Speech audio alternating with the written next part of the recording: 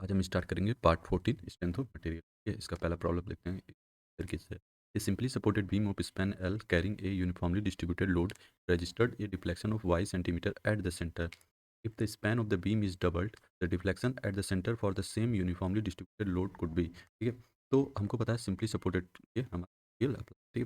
तो deflection at centre, simply supported के बीच deflection क्या होता है एट सेंटर पे 5/384 और डब्ल्यू एल की पावर 4/EI।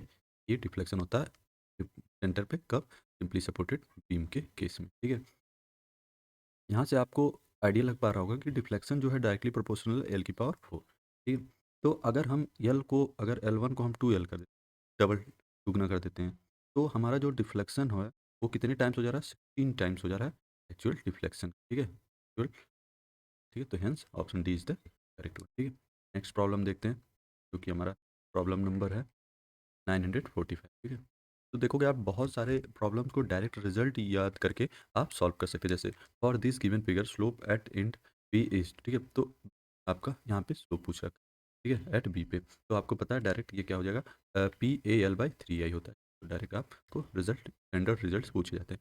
अब नेक्स्ट प्रॉब्लम है maximum deflection for the given beam is. ठीक है, तो इसमें मैक्सिमम डिफ्लेक्शन ये भी आपको स्टैंडर्ड रिजल्ट यूज़ करके आपको, तो maximum deflection for the given भी क्या होता है, WL/120EI, जो कि हो गया option B is the correct one. ठीक है, नेक्स्ट प्रॉब्लम देखते हैं जो कि है a cantilever beam a with rectangular cross section is subjected to a concentrated load at it free end the width and depth of another cantilever beam are twice those of A, then deflection of free end of beam B as compared to A will be in percentage। ठीक है, तो ये हमको कुछ इस तरीके का condition दे रखा है। ये हमारा कैंटिलीवर बीम है, डब्लू लोड ऐड कर रहा है, तो यहाँ पे कुछ डिफ्लेक्शन होगा डेल्टा। ठीक है, ये क्रॉस सेक्शन दे रखा है बी और डी। ठीक है, और अगला क्रॉस सेक्शन क्या है इसका, डबल डबल डेप्थ को 2 टाइम्स कर दें, तो डिफ्लेक्शन एट फ्री एंड, तो डिफ्लेक्शन एट फ्री एंड क्या होगा, ये इसका डेल्टा का वैल्यू आप क्या होगा, WL³/3EI। ये आपका कैंटिलीवर के केस में होता है। ठीक है, और यहाँ से आपको पता है जो डिफ्लेक्शन है वो इन्वर्सली प्रोपोर्शनल होता है किसके, मोमेंट ऑफ इनर्शिया का, और डेल्टा 1 इसका moment of inertia.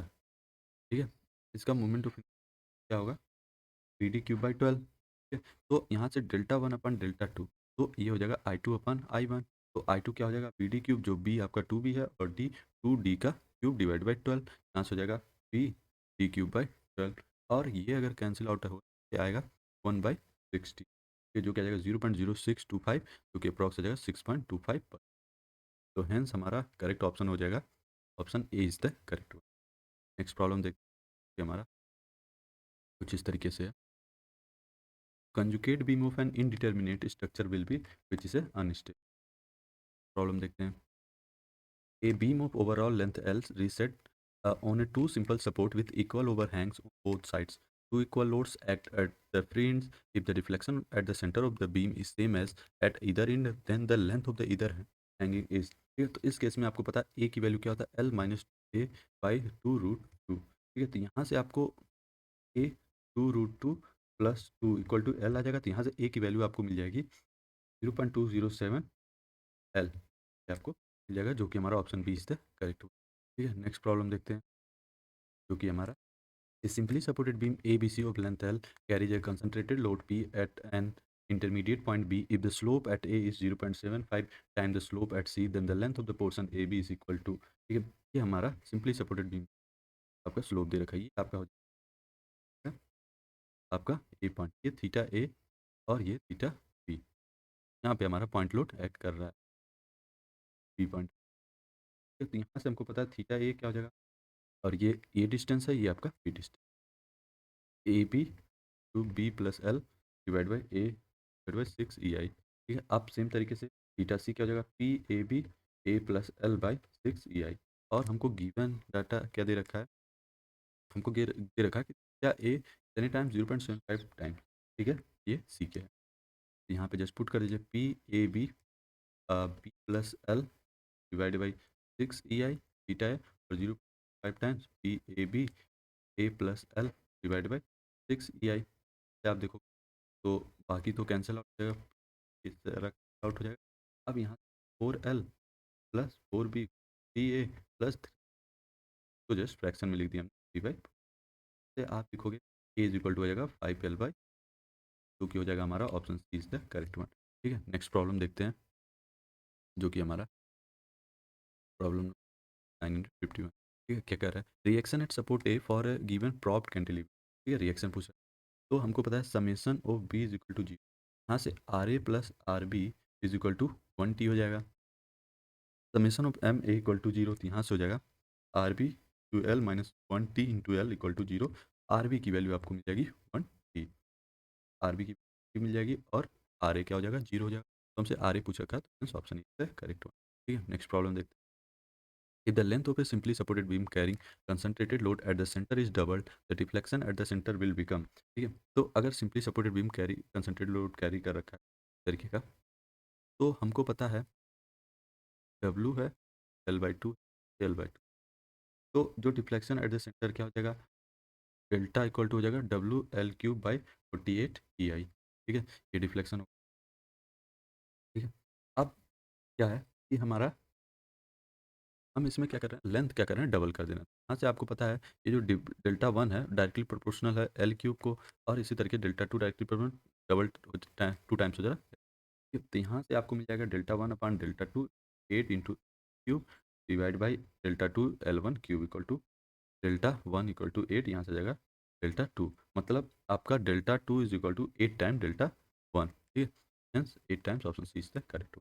Next problem देखते हैं, जो कि हमारा the maximum deflection of a cantilever beam of length L with a uniformly distributed load of capital W per unit length is. ठीक है, अब हमारा मैक्सिमम कैंटिलीवर बीम है ये, फिक्स, और यहाँ पे हमारा क्या है, यूडीएल एक्ट कर रहा है, और इसका डिफ्लेक्शन यूडीएल की वजह से ये हमारा डेल्टा। तो हमको पता है डेल्टा इस केस में WL³/8 EI होता है।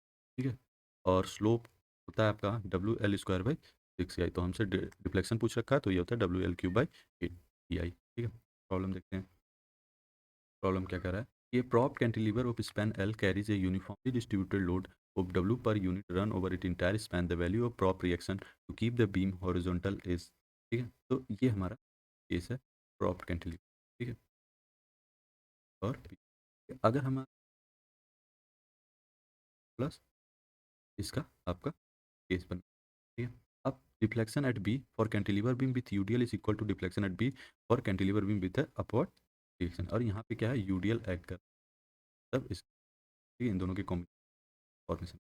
अब देखोगे डिफ्लेक्शन, तो यहाँ से यूडीएल की वजह से डिफ्लेक्शन W L/4/8 EI होता है, और जो सपोर्ट रिएक्शन की वजह से डिफ्लेक्शन होगा वो RB L³/3 EI। ठीक है, और इक्वल हम लोग इसलिए क्यों, यहाँ पे नेट डिफ्लेक्शन क्या होगा, जीरो होना चाहिए। यहाँ से आपको आर बी मिल जाएगा 3 WL/, ठीक है, ये option B is the correct one. Next problem देखते हैं, जो कि हमारा the deflection at a fringe of a cantilever beam of span capital L and flexure rigidity EI subjected to UDL W per unit running metre is which is WL/4/8 EI, जो कि option C is the correct one. ठीक है, problem देखते हैं, जो कि हमारा problem number 956 है। ठीक है, if A maximum deflection of a beam is given by delta equal to KWL³/3I, then what are the value of K if the beam is a cantilever and B option is both and fixed UDL with a total load W and length capital L, flexure rigidity EI। तो हमको पता है, अगर हम cantilever के बारे में बात कर रहे हैं फॉर यूडीएल लोडिंग, यहाँ से जो डेल्टा आएगा आपको पता है WL³/3I आता है। ठीक है, और यहाँ कैपिटल W आपका वेट पर यूनिट लेंथ है, और बी, अगर हम डिफ्लेक्शन सिंपली सपोर्टेड के बारे में बात करें तो क्या होता है, 5WL³/384 EI। ठीक है, ये होता है, आपको सिंपली यहाँ कांस्टेंट क्या है, यहाँ पे ये हमारा 1 WL³/8 EI, और ये आपका लेंथ, तो यहाँ से 1/8। ठीक है, कैंटिलीवर के केस में यहाँ 5/384, तो जो कि option option C is the correct. ठीक है, ये आपका 5 ये हो जाएगा 1/5, और 5/384, तो ये 1 नहीं हो, ये आपका 5 होगा। ठीक है, is the correct one. Problem देखते हैं, जो कि हम प्रॉब्लम नंबर 957 क्या कर रहा है, ये uniform simply supported beam is subjected to a clockwise moment m at the left end, the moment required at the right end of the beam so that the rotation of right end is zero is equal. ठीक है, ये हमारा uniformly UDL simply supported पे आपका एक movement act कर रहा है एट लेफ्ट इन, तो इसकी वजह से यहाँ पे स्लोप आएगा थीटा है, यहाँ पे थीटा भी। हमको पता है सिंपली सपोर्टेड के केस में एम अगर मूवमेंट एक्ट कर रहा है तो क्या होगा, स्लोप ML/3 है। अब ड्यू टू मूवमेंट एट ए, तो थीटा बी पे आपका स्लोप क्या बनेगा, M0L/6 EI। ठीक है। अब हम अब moment at B M apply to make theta B equal to G, M dash act करेगा तो यहाँ theta B M naught dash L by three I, तो and equating both to make zero, M naught dash equal to M naught by two, ये बराबर होना चाहिए, जो कि हो जाएगा option C is the correct one. ठीक है, नेक्स्ट प्रॉब्लम देखते हैं, जो कि हमारा a cantilever beam span L and flexure rigidity EI is subjected to a concentrated load capital W at mid span. The slope at the print is जो कि हो जाएगा W L square by two E I, is the correct one. Next problem देखते हैं, a clockwise momentum are acting at both the end of a uniform simply supported beam. The ratio of the slope at the end to the slope at the center will be, ठीक है। तो यहाँ पे हम देखते हैं कैसे solve करेंगे। ये हमारा सिंपली सपोर्टेड बीम है, हम ऐड कर रहे हैं, वी नो दैट यहाँ पे थीटा ए और थीटा बी स्लोप जनरेटर। यहाँ पे आपको पता है theta A M L by three I होता है क्लॉक वाइज, और यहाँ पे theta by B M L by six E I anticlockwise. अब ये क्लॉक वाइज की वजह से कुछ इस तरीके से, और एंटी क्लॉक वाइज की वजह से इस तरीके के कुछ डिफ्लेक्शन शो। हमको पता है M L by three I minus M L by six E I, ये आपका थीटा ए क्लॉक वाइज, और हमको पता है यहाँ से एल बाई टू क्या होगा डिफ्लेक्शन, तो slope M L by twenty four. अगर बोथ इन मूवमेंट अप्लाई करें तो क्या इफेक्ट आएगा, कुछ इस तरीके से, इधर से ये फिर कुछ इस तरीके से डिफ्लेक्शन करेगा for the same nature. So तो यहाँ से M L by twenty four E I plus M L by twenty four E I equal to आ जाएगा बाई ट्वेल्व ई आई, और theta A by theta C का ratio पूछ रखा है, जो क्या आ जाएगा टू रेशियो। ठीक है, तो हैंस हमारा करेक्ट ऑप्शन हो जाएगा C is the correct one. ठीक है, नेक्स्ट प्रॉब्लम देखते हैं, जो कि है 60, जो कि है deflection can be controlled in the beam bye using the appropriate deflect ratio. Next problem देखते हैं, क्योंकि in the moment area method the deflection of point A from the tangent B is equal to moment of M E I diagram between A and B about A। ठीक है, option B is the correct one. Next problem देखते हैं 962, जो कि पूछ रहा है the cantilever beam shown in the figure has load P acting at point A and B. The deflection at B is delta.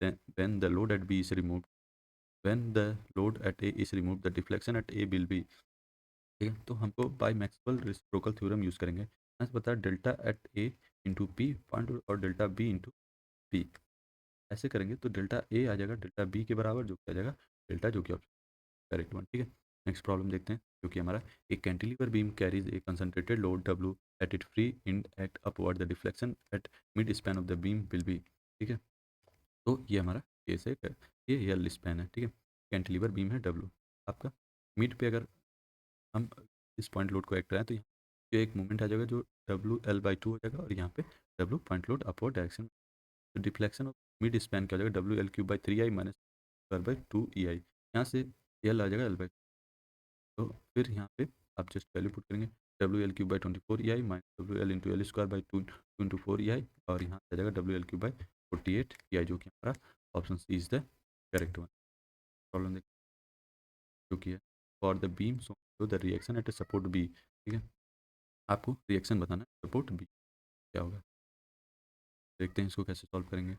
हमको reflection at B, reflection at B क्या होगा, रिफ्लेक्शन एट बी इस UDL की वजह से, इस UDL की वजह से हमको पता है फाइव डब्ल्यू एल की power four by three hundred eighty four E I होना चाहिए।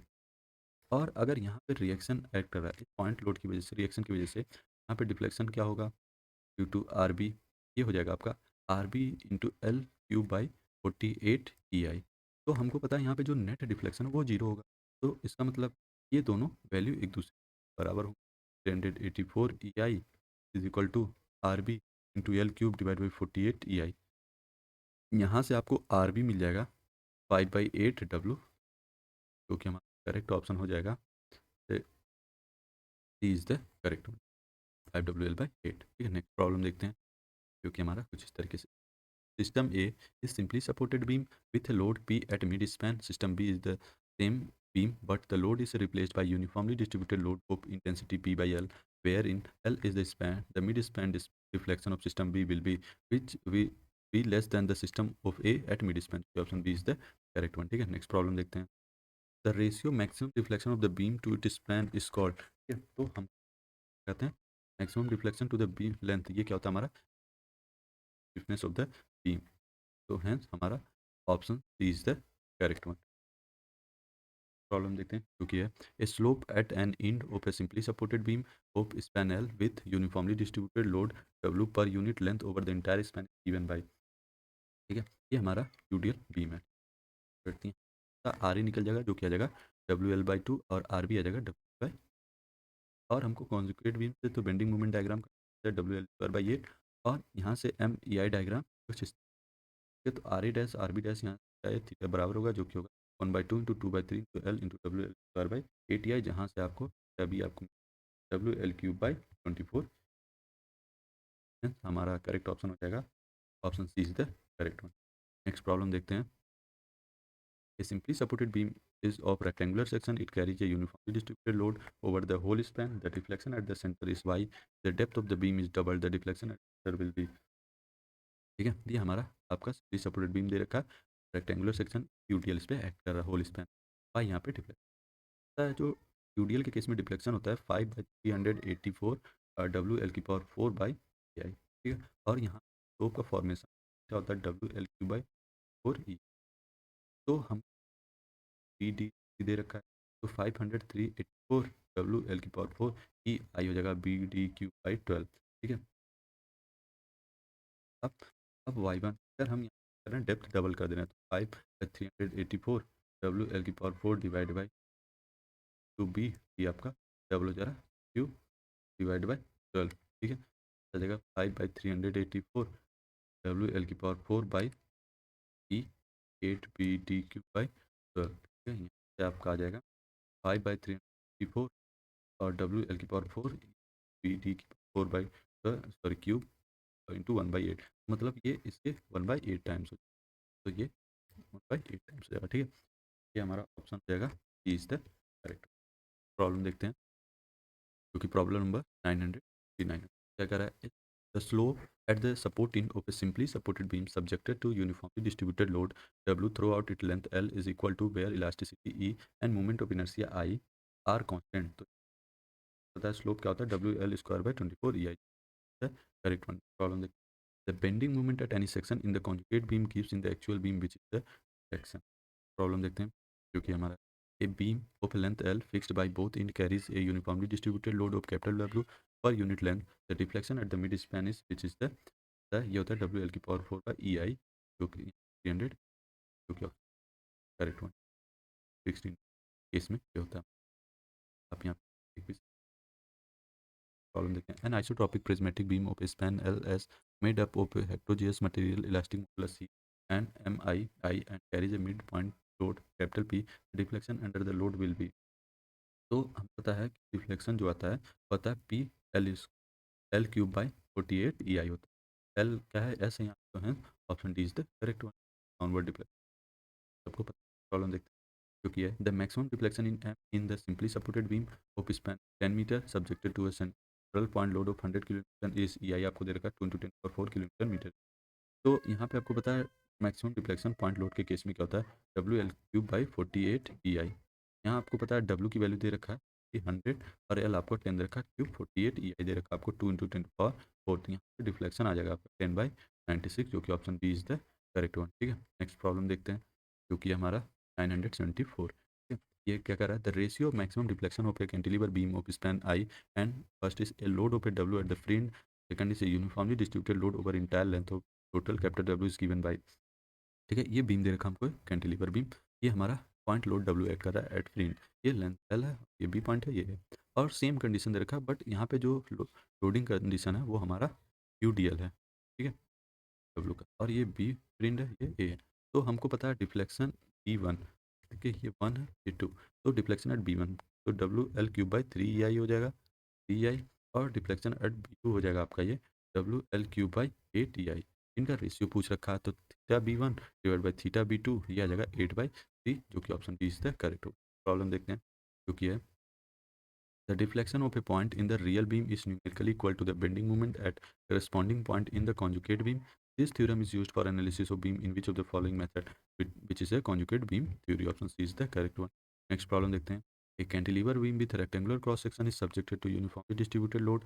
Deflection at the tip is delta 1 if the width and depth of the beam are double. The deflection at tip is delta 2, then delta 2 upon delta 1 is तो हमको पता है जो deflection है inversely proportional होता है मोमेंट ऑफ इनर्शिया के। यहाँ से delta two upon delta one equal to क्या हो जाएगा, of inertia one divide by moment of inertia two. तो one B D cube by 12 होता है, टू का two B two T cube by 12 जो कि आ जाएगा 1/16। डेसिमल आज में आ जाएगा 0.0625 जो कि option is the correct one. ठीक है, नेक्स्ट प्रॉब्लम देख, जो कि हमारा है displacement coordinators for beam as are as shown in figure the flexure rigidity is given by. ठीक है, तो हम पता है फ्लेक्सर रिजिडिटी। ठीक है, तो यहाँ से कैसे डालेंगे देखते हैं। Flexor F11। ठीक है, वन की वजह से वन पे क्या इफेक्ट पड़ेगा, तो डिफ्लेक्शन होगा, डिफ्लेक्शन W L³/3I होता है। ठीक है, तो L4 है यहाँ रखेंगे तो 64/3I। अब हमारा क्या है F1, अब वन पे इस लोड की वजह से मूवमेंट की वजह से क्या होगा, तो यहाँ पे क्या आएगा, डिफ्लेक्शन होगा WL²/2EI, जो कि L की वैल्यू 8 होगा। अब यहाँ पे इस मूवमेंट की वजह से इस पे क्या इफेक्ट पड़ेगा, तो क्या होगा, रोप का फॉर्मेशन होगा ML/EI, जो एल की जगह 4 रखेंगे, 1 है तो 4EI। अब जस्ट हम पे मैट्रिक्स के फॉर्म में रख देंगे, तो ये आ जाएगा 1EI 64/3 8/8/4 जो कि option is the correct one. ठीक है, नेक्स्ट प्रॉब्लम देखते हैं, जो कि हमारा maximum deflection of simply supported beam with total uniformly distributed load capital W is. तो हमको पता है अगर हमारा यूडीएल का केस होता है तो 5W³/384 EI होता है, जो इज द करेक्ट वन। ठीक है, नेक्स्ट प्रॉब्लम देखते हैं, क्योंकि if a simply supported beam of 4 metre is subjected to terminal couple of 4 kN metre at both the ends, then the magnitude of the central deflection. तो यहाँ से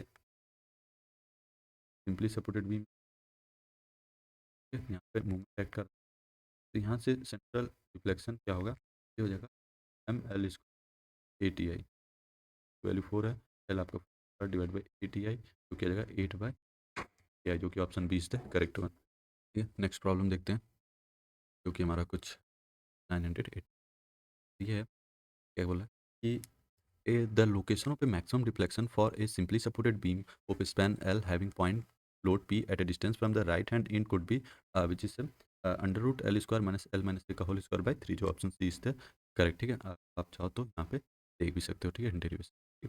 next problem देखते हैं, क्योंकि which of the following represent the bending eight a section of the beam. तो ये ध्यान दीजिएगा, आप जब कन्वेंशनल क्वेश्चन करोगे प्रॉप्ट बीम का, तो उस कंडीशन में ये काफ़ी हेल्प करता है क्वेश्चन, जो होता है EI del D² बाई, ये होता है EI d² y/dx²। ठीक है, ये आपका बेंडिंग मूवमेंट का क्वेश्चन। ठीक है, नेक्स्ट प्रॉब्लम देखते हैं, जो कि हमारा प्रॉब्लम नंबर 982। ये देखते हैं, a cantilever beam of span 2 meter is shown in the figure, the moment to be applied at free end for zero vertical reflection at the point is। ठीक है, ये हमारा कैंटिलीवर बीम दे रखा है। ठीक है, तो इस केस में हमको पता है जो डिफ्लेक्शन होता है वो होता है PL³/3EI। ठीक है, तो P आपका 12 × L 2 का क्यूब डिवाइड बाई 3। ठीक है, यहाँ से अब when M is anti clockwise, anti clockwise हो तो Δ2 ML² बाई 2EI आ जाएगा Δ2 M2 की पावर 2 डिवाइड बाई 2EI। ठीक है, यहाँ से आपको पता है Δ1 Δ2 के बराबर है, Δ1 12 × 2 cube divide by 3EI equal to M × 2 by, M की वैल्यू आ जाएगा 16 kilo newton metre and clockwise is the correct one. ठीक है, नेक्स्ट प्रॉब्लम देखते हैं, जो कि है a simply supported beam span 3 meter is subjected to a central point load of 5 kN, then slope at the mid span is equal to। तो आपको पता है कि सिंपली सपोर्टेड बीम के केस में क्या होता है, ये जीरो होता है 3 मीटर 5 kN एक्ट का। प्रॉब्लम देख जो है कि problem number 94। A rolled steel beam having a span 4 meter carries a point load of 20 kN at 3 meter from left support if the moment of inertia of the section is 12 × 10⁻⁷ mm/4 is 200 kN square, then the deflection of the beam under the point load is equal to। ठीक है, तो हमको पता है deflection जो होता है, तो डिफ्लेक्शन इक्वल टू होता है WA³/3EI। तो W की वैल्यू दे रखा है 20 × 1000 × 3 × 10⁻³ का क्यूब डिवाइड बाई 3 दे रखा है 200 × 10⁻³ to 12 × 10⁻⁷। यहाँ से डेल्टा आ जाएगा 7.5 mm, जो इज द करेक्ट वन। ठीक है, नेक्स्ट प्रॉब्लम देख, जो कि है for a simply supported beam A B of length L carries a point load W at point C, the distance A from A and small b from capital B, the deflection at C is. ठीक है, तो ये हमारा case दे रहा है simply supported का case. ठीक है, तो ये तो आपको क्लियरली पता है, ये यूडीएल का केस होता है, क्वेश्चन रॉन्ग है। तो डिफ्लेक्शन एट सी क्या होगा इस केस में, WB/A³ by 6EI two B AL by, option D is the कोई नहीं होता। प्रॉब्लम देखते हैं जो कि हमारा problem 986. A rigid cantilever frame ABC is fixed at C. It carries a load P at A. Neglecting axial deformation, vertical deflection of the point is given by. तो जो गिवन है PL square 3H plus L by. ठीक है. Next problem देखिए. A cantilever beam with a flexure rigidity of 200 Newton meter square is loaded as shown in the figure. The deflection at the tip of the beam is. तो हमको पता है यहाँ पे जो deflection at C PL cube by 3EI plus PL square A by 2EI. ठीक है. तो यहाँ पे जस्ट आप P की वैल्यू पुट करेंगे 500 into L 0.5 power 3 into 200 plus 500 into 0.05 का square into 0.05 divide by 2 into 200. यहाँ से डिफ्लेक्शन एट सी आ जाएगा आपका 0.26 mm, जो कि हो जाएगा option D is the correct one. ठीक है. प्रॉब्लम देखते हैं 988. ये for a cantilever beam shown below the movement to be applied at free end for zero vertical deflection at that point is. ठीक है. यहाँ से डिफ्लेक्शन हो जाएगा आपका PL क्यूब बाई 3EI और डिफ्लेक्शन 2 हो जाएगा हमारा L स्क्वायर बाई 2EI. तो पता है डिफ्लेक्शन डेल्टा 1 प्लस डेल्टा 2 क्या होगा 0 होना चाहिए. ठीक है. ये यहाँ पे मूवमेंट. अब यहाँ से PL cube by 3EI equal to L square by 2EI. यहाँ से m की वैल्यू आ जाएगा 2/3 इंटू 9 इंटू 2 जो कि आ जाएगा 12. ठीक है. जो option D is the correct one. Anti clock wise होगा. ठीक है. नेक्स्ट प्रॉब्लम देखते हैं जो कि हमारा है ratio of deflection of free end of cantilever due to concentrated load at 1/3 and 2/3 of the span is. ठीक है. तो अगर ए की वैल्यू 1/3 L है, ये कंडीशन पॉइंट लोड ऐड कर रहा है, ये L है, ये लेंथ हो. तो यहाँ से जो डिफ्लेक्शन डेल्टा 1 आएगा WL cube by 8EI into 8/9. और जब हमारा ये क्या हो जाएगा 2/3L के बराबर हो जाएगा, तब उस कंडीशन में हमारा कंडीशन में जो डिफ्लेक्शन होगा हमारा 4WL cube by 18EI into 7/9 होगा. ठीक है. अब जस्ट आपसे पूछ रखा है डेल्टा 1 बाई डेल्टा 2, तो यह आ जाएगा 2/7. ठीक है. तो हमारा करेक्ट ऑप्शन हो जाएगा इज द करेक्ट वन. ठीक है. नेक्स्ट प्रॉब्लम देख चुकी है. A beam length 4 meter fixed at both ends carries a point load up to 120 kilonewton at the center. If EI for the beam is 2000 kilonewton meter square, deflection at the center of the beam is. ठीक है. तो deflection at centre होगा W cube by 192 EI होता है. ठीक है. अब यहाँ पे W का 1L का क्यूब 192 EI की वैल्यू दे रखा है 2000. आपका डिफ्लेक्शन 2 मीटर किया जाएगा 2 mm, जो कि option B is the correct one. ठीक है. नेक्स्ट प्रॉब्लम देखते हैं जो कि है maximum deflection for a cantilever of span L loaded at the free end by P is given by which PL cube by 3I होता है, जो कि option D is the correct one. ठीक है. नेक्स्ट प्रॉब्लम देखते हैं जो कि हमारा it is a procedure of Macaulay's method for getting the deflection equation which is the differential equation of flexure is integrated for the twice. ठीक है. Next problem देखते हैं जो कि हमारा है कुछ the Castellano's second theorem can use for compute deflection which is for any type of structure. Okay, next problem देखते हैं. The principle of virtual work is applied to elastic system by considering virtual work done by which is internal as well as external force. ठीक है. Next problem देखते हैं. The method in which a single equation is formed for all loads on a beam and equation constructed in such a way that the integral constant applied to all the sections of the beam is which is a Maclaurin's. Option C is the correct one. ठीक है. Next problem देखते हैं जो कि है कुछ इस तरीके से simply supported beam of 10 metre span is carrying a load of 4.8 kilonewton at mid span if Young modulus of elasticity जो कि 2 into 10 kilonewton per metre square and the moment of inertia 20 centimetre square. Then the maximum deflection will be. तो हमको पता है deflection क्या होता है WL cube by 48EI 4 होगा. यहाँ से W 4.8 इंटू L की वैल्यू दे रखा 10 की power 3 divide by 48 into E 2 into 10 की पावर 8 10 इंटू 10 तो यहाँ से आ जाएगा डिफरेंस 2.5 mm, जो कि हो जाएगा option B is the correct one. ठीक है. नेक्स्ट प्रॉब्लम देखते हैं जो कि 997. The differential equation of flexure is which is AI d square by y upon DX square equal to -7, जो कि option is the correct one. Next problem देखते हैं.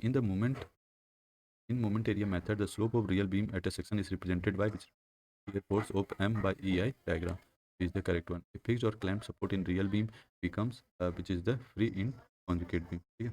प्रॉब्लम देखते हैं जो कि है कुछ which of the following statement is not applicable to unit load method is the structure is redundant option D is the correct one. ठीक है, नेक्स्ट प्रॉब्लम देखते हैं जो कि हमारा तरीके से moment area method is best suitable for finding the slope deflection of cantilever beam. Option correct one. ठीक है, प्रॉब्लम देखते हैं जो कि हमारा match the following.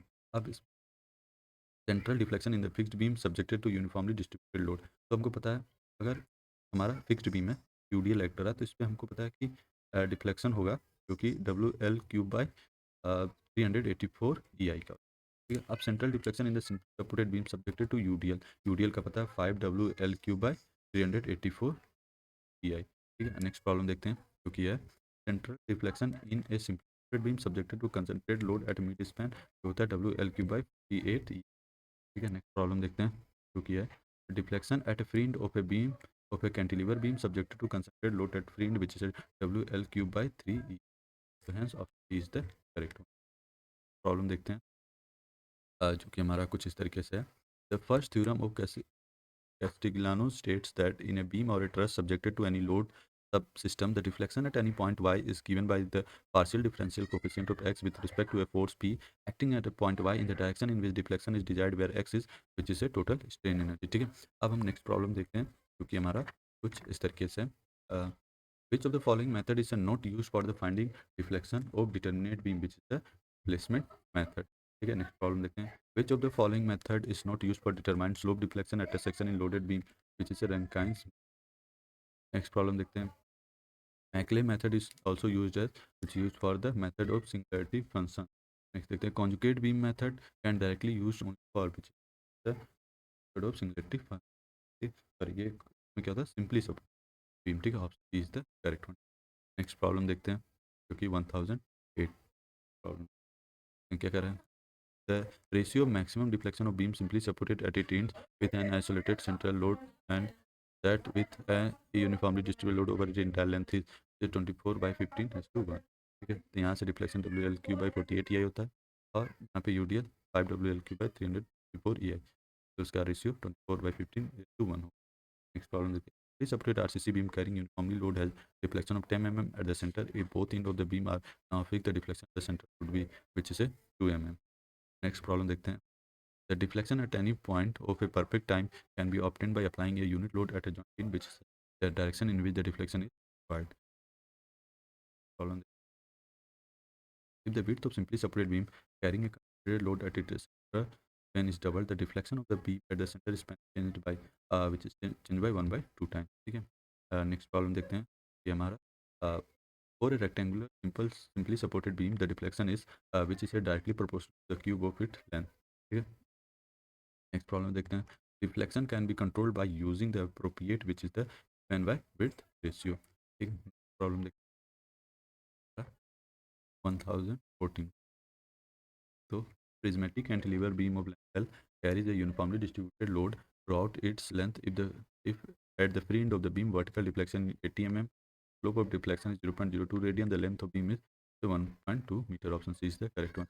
Next problem the slope and deflection at a section in straight beam can be found out by which of the following method, which is by using all these method, double integration method, Maclaurin moment area method, all of the above। Problem consider the following given figure and calculate the strain due to bending in the cantilever beam। ठीक है, PL P²³/6 EI होता है। Option correct one. ठीक है, next problem देख match the following actual beam conjugate beam. ठीक है, तो कर्वेचर क्या है लोड और deflection the movement and the slope here, तो hence option B is the. ठीक है, नेक्स्ट प्रॉब्लम देख which of the following represent the shear force at the section of the beam which is a EI³ by T³ cube। Problem Q1019।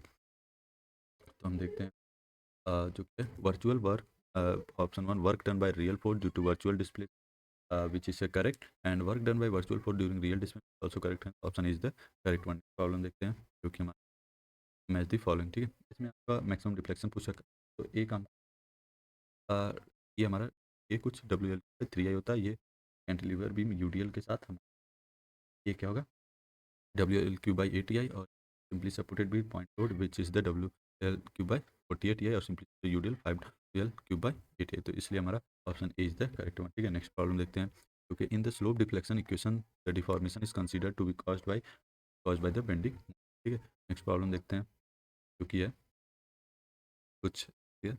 The ratio maximum deflection of support beam with a central load W and of a cantilever beam length and with a load small w at free end is 16। Next problem देखते हैं जो कि है to calculate the conjugate beam method, the slope and deflection at any section of a beam for any loading, the conjugate beam is assumed to be located by, which is located the M by EI diagram of the beam।